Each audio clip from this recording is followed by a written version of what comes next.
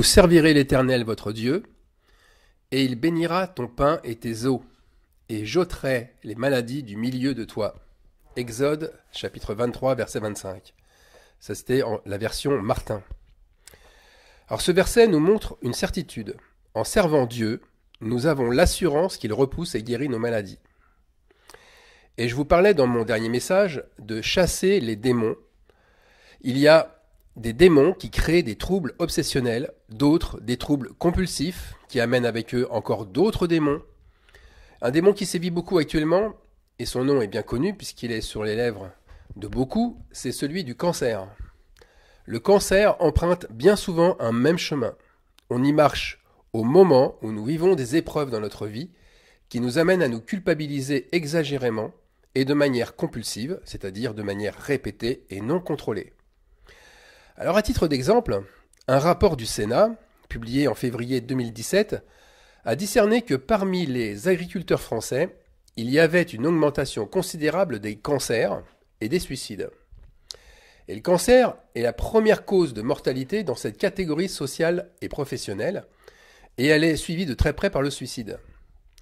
En fait, la précarisation du monde agricole s'accélère dans tout l'Occident. On ne compte plus le nombre de surendettés, de faillites, de dépôts de bilan qui se succèdent les uns aux autres. Et la période du Covid a bien entendu accéléré ce processus macabre. Car les crédits alloués pendant ce temps de baisse d'activité ne peuvent plus être remboursés. Et ces échecs, ces malheurs occasionnent une forte culpabilité de ces ouvriers-là, qui ne se sentent plus capables de vivre dignement par leur travail. Ils se sentent incapables, indignes, incompétents, et même honteux pour leur famille de les avoir trahis. Oui, j'ai bien parlé de trahison. Parce que cette culpabilité est d'autant plus forte que ces agriculteurs ont repris bien souvent l'exploitation ou la ferme familiale. Ils ont alors le sentiment d'avoir échoué, ou plus encore, d'avoir eux-mêmes contribué à détruire ce qui leur avait été confié par héritage. Ils ont cette terrible sensation d'avoir dilapidé un patrimoine ancestral. Alors vous voyez, le cancer, ce démon intraitable, ne vient pas s'immiscer par hasard dans la vie d'une personne. Il prend avec lui le démon de culpabilité, des regrets, des remords, et il s'entoure toujours d'un démon obsessionnel et compulsif. Ce qui fait que ces blessures restent présentes et elles ne se referment plus.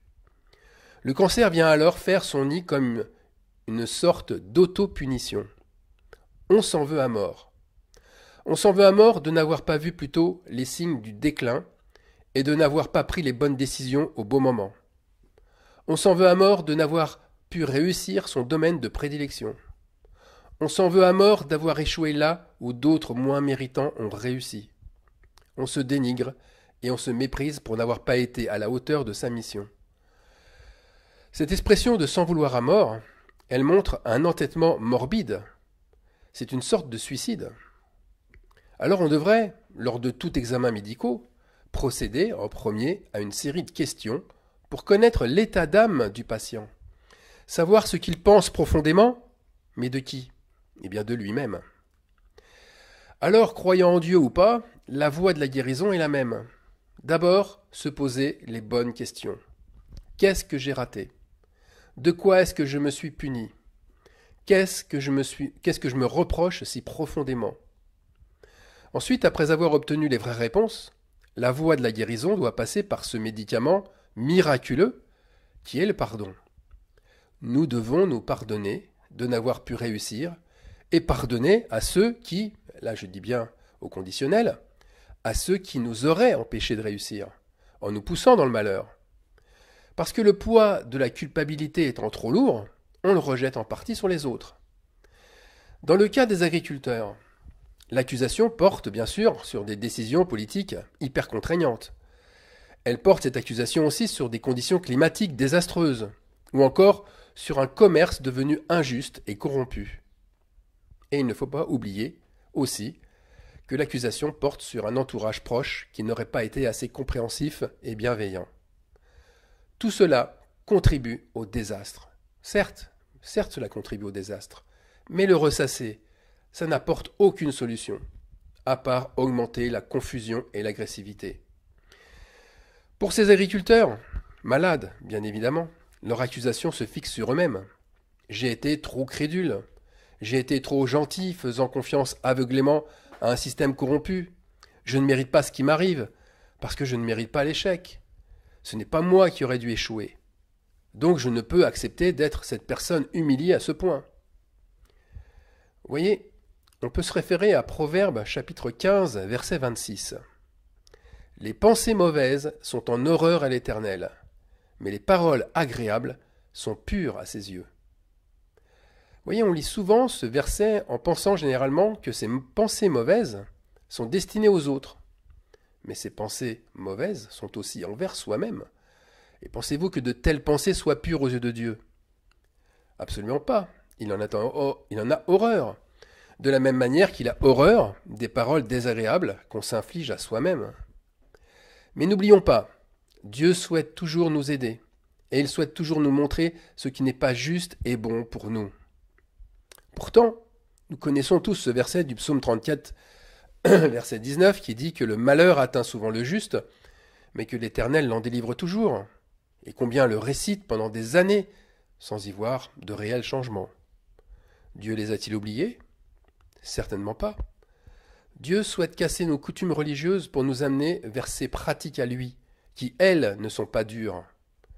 Et ces pratiques insistent sur une communion qui est juste et équitable. Alors bien entendu, vous me direz qu'il est beaucoup plus facile de dire ce qu'il faut faire que de le faire soi-même, j'en conviens. Mais nous devons nous entraider.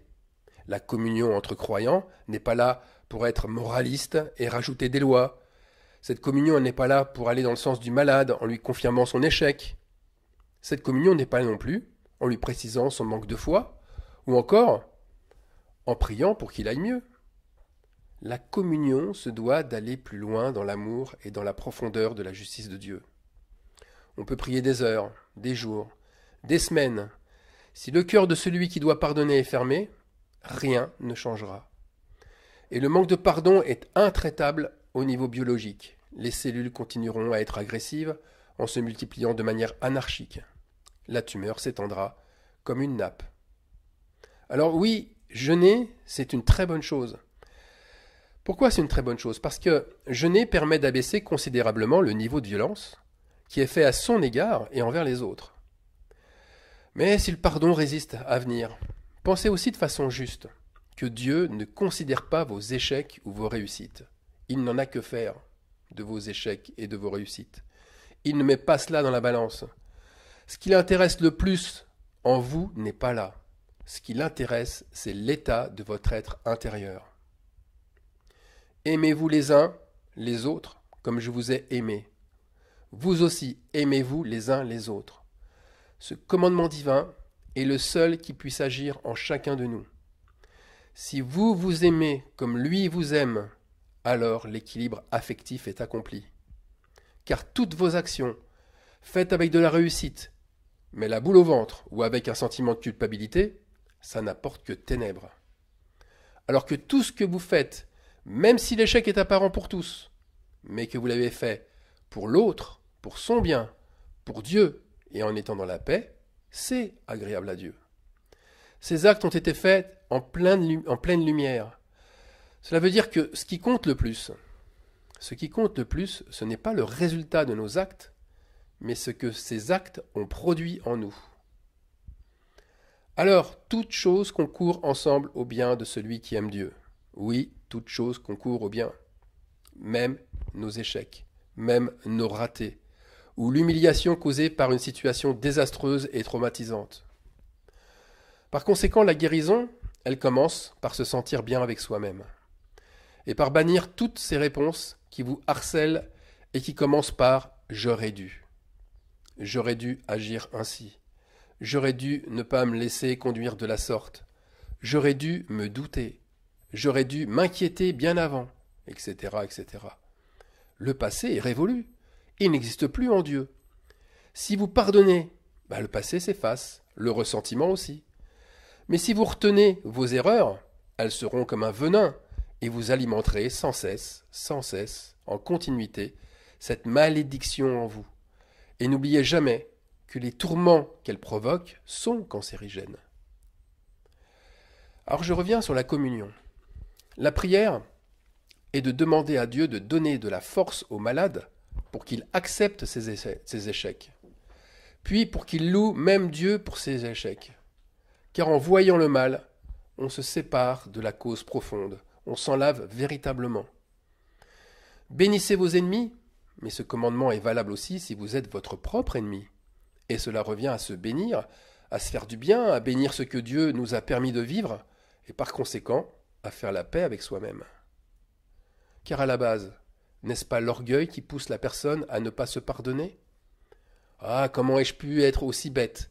Comment ai-je pu être aussi inconscient même pour ne pas voir le mal ? Eh bien, cette réaction, ces paroles désagréables, impures aux yeux de Dieu, ces paroles montrent un orgueil démesuré.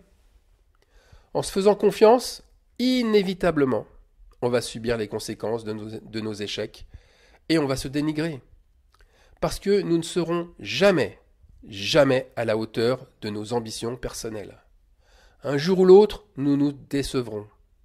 Et cette porte, c'est une déclaration de guerre faite à nous-mêmes. Nous devons être à la hauteur. C'est vrai, mais à quelle hauteur ? À la hauteur de ce que Dieu veut pour soi. Celui qui aime sa vie la perdra. Et celui qui est, verbe haïr, celui qui est sa vie, dans ce monde, la conservera pour la vie éternelle. Luc, chapitre 12, verset 25. Vous voyez, lorsque Jésus annonce ces paroles, il sait très bien que le prix à payer pour ne plus aimer sa vie est cher. Et ce prix demande de renoncer à ses échecs et à ses réussites, donc de renoncer à ses ambitions personnelles. Mais renoncer à ce qui nous rattache au monde n'a pas de prix, puisque c'est en premier l'assurance d'avoir une bonne santé et d'avoir la vie éternelle. Alors mes frères et sœurs, et ceux qui m'écoutent, haïssez, j'ai bien dit haïssez votre vie dans ce monde.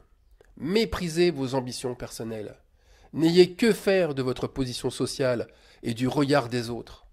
Moquez-vous de vos échecs et vous chasserez au moins 4 démons. Le démon de culpabilité, le démon d'obsession et de compulsion, et aussi celui de maladie. Vous vivrez dans une paix que seul Dieu peut donner. Beaucoup de chrétiens sont encore enchaînés par des lois, par des principes rigides qui mènent leur vie. Mais que dit l'Écriture ? Chasse l'esclave et son fils, car le fils de l'esclave n'héritera pas avec le fils de la femme libre. C'est pourquoi, frères, nous ne sommes pas enfants de l'esclave, mais de la femme libre. Amen.